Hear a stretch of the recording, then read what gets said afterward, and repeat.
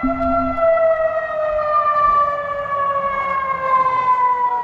حالة الأجواء غير مستقرة، ومنها المناطق الكثيرة في الإسلام أخبار الحقوق المتوسطة إلى جزيرة الغزارة. نرجو من المواطنين أخذ الحيطة والحذر هذا الإنسانية الصادرة عن حرمة العمليات والإنذار المبكر بالوادي والصحراء. جعل الله أنصار الخير وبركة على البلاد.